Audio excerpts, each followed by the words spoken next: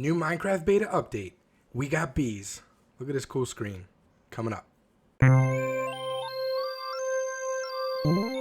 What's going on, everybody? This is Captain Obvious, and welcome to another Minecraft beta update. I am playing in the Bedrock beta 1.14.0.1, and as you can see, we got bees. Finally, I have been waiting for this for a very long time. Now, if you don't know much about the bees, they are neutral mobs, same as like polar bears. Don't attack them. They will not attack you. But if you do attack them, you're probably going to get one of these little stingers right here, as you can see on the back. And unfortunately, they will die, and they will not give you any drops. And, you know, you'll get hurt.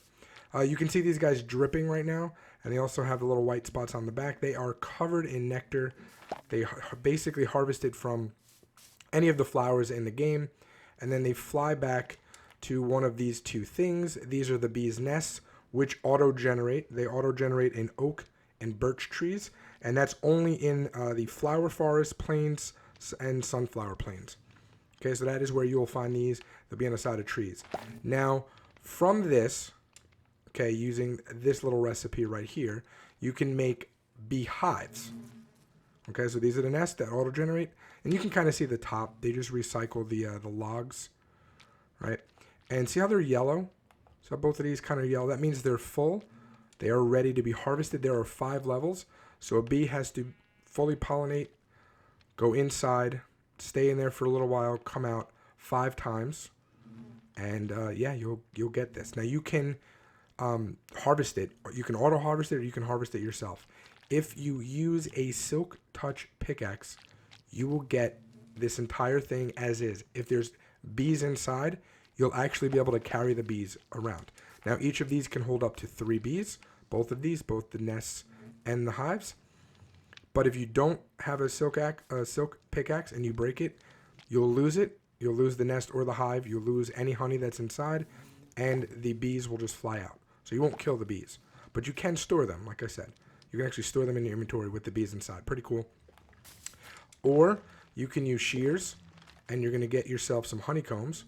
Or you can use empty bottles and get yourself some honey. Or they actually work in dispensers. You can do it automatically. So this one has some shears, right? And you just go boom like that. Where'd it go? This one, the honeycomb shot out of the side. I forgot to set up a dispenser. But for the bottom one, it had water bottles in it. And you got yourself a honey bottle. It's pretty cool. Now, you can breed the bees with flowers. You see they follow you.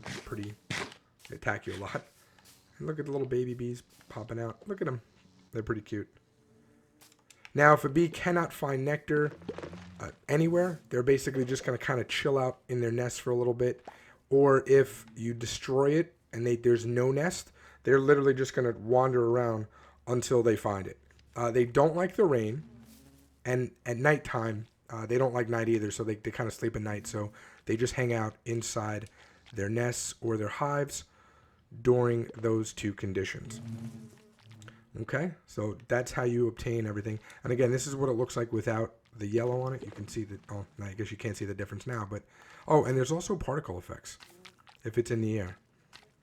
You can see it, yeah, you can totally see it dripping. It's pretty neat. Also, really quick, when they sting you, they leave the stinger inside of you. So just keep that in mind. Okay, so from this, okay, if you use the shears and you get the honeycombs, by the way, you will get 3 honeycombs every time. Okay, and you're only going to get 1 bottle of honey. So 3 honeycombs if you use the shears, and 1 bottle of honey if you do the empty bottles. But from the honeycombs, you can make these honeycomb blocks. They're purely decorative, but the good thing about them is they are fireproof. They do not burn, which is really, really nice. Okay, so moving on, now we have the honey block. So these are the honeycomb block. This is the honey block. Now this one I find so much more useful, only because if you need designs that used to use slime blocks, this works the exact same way. So it's sticky, so the blocks will actually stick to it. So if you press the button here, you'll notice the blocks stick to it. It also slows down your movement a lot. Look how much slower I'm going. Okay, so it slows down your movement a lot. And one of the other cool things is that you can move mobs. So this could totally be useful in farms. So let's say you have a cow sitting on top of it. It's kind of stuck to it. You press it, and it moves with it, which I think is a a really neat feature, and you can definitely implement that some way.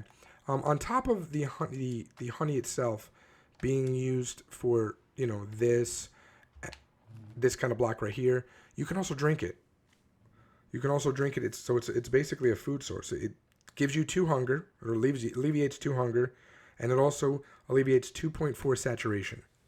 So it's not the greatest, but it's pretty good. I mean, and considering it's renewable food, although the bottles do not stack, so you'd have to set up some kind of, bigger system of storage, but it's pretty good. And then, like I said, much, much, much easier to obtain, in my opinion, than slime, unless you have a big slime farm already set up. This is kind of cool. It also acts like a preventer, like if you're sliding down a wall. So let's say you have a whole bunch of these honey blocks stacked up, and you want to kind of jump down. Look at how slow that is, and you get these really cool particle effects as well. So that's basically it for the hives and the bees and everything. Also, keep in mind, which I didn't mention, but you can put campfires underneath both of these, okay? Because the bees get very agitated when you steal their honey. So if you either use a water bottle or use shears, they're going to get really, really pissed at you, or if you break it. So what you want to do is you build a campfire underneath it, but you can actually go 5 down or 4 down, right? And as long as there's nothing above it, it'll be fine. So if you let's say you put this 4 down, 3 or 4 down, I don't know what I am right now, and you go like that, that should calm the bees down, okay? Unless you want the smoke coming out, then you put it directly underneath it. But it should keep the bees very, very relaxed and very calm, and then you can just do it at will, or you can just use one of the machines too. You're not actually doing it, so they're not going to hurt you. But very, very redstone friendly. All right, now let's move on to some of the other cool things about this update. Okay, guys, so now we can finally put leads on polar bears, ocelots, which will actually be really cool for creeper farms, on parrots, and, the dolphin's dead, but there's a dolphin. There was supposed to be a dolphin in there. I don't know what happened to him. There's barrier blocks, so he shouldn't have got out. But yeah, so you can actually put leads on him, which is really cool. So that will help out a lot with, I don't even have the egg anymore, with aquariums and stuff like that. So that's pretty neat. Also with the polar bears, I know polar bears are really, really, really hard to trap. So this will help out a lot with that. But keep in mind, they did match Java's XP now. So all the mobs will drop between 1 and 3 XP, except for dolphins. They will drop 0 when killed. I assume bats are not affected either, but that's kind of just what it said in the notes. Now, there's also generalized bug fixes and things like that, but some of the notable ones, they fixed the kelp growth lag issue, where, it's growing really, really fast and just a lot of lag in the worlds. So that's good.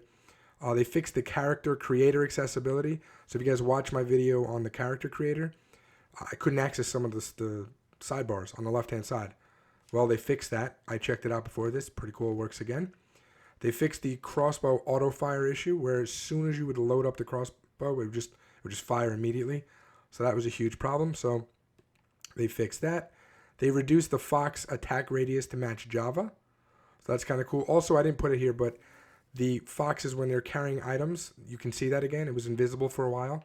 So they did fix that. They improved the flying mob pathfinding. And there's a handful of other things, like horses now have the right skin again. But all in all, this is a huge update. I'm extremely happy about the bees. I'm really happy about this, actually, getting the polar bear and the ocelot with this lead, and also the dolphins, because I really want to make a cool aquarium. But let me know what you're excited about. As usual, let me know any errors I made or anything I omitted or anything, whatever, in the comments, and I will make sure to pin them or just group them together so we can have a nice section of corrections. And yeah, that's going to do for me, guys. Until next time, Captain Obvious out. Peace.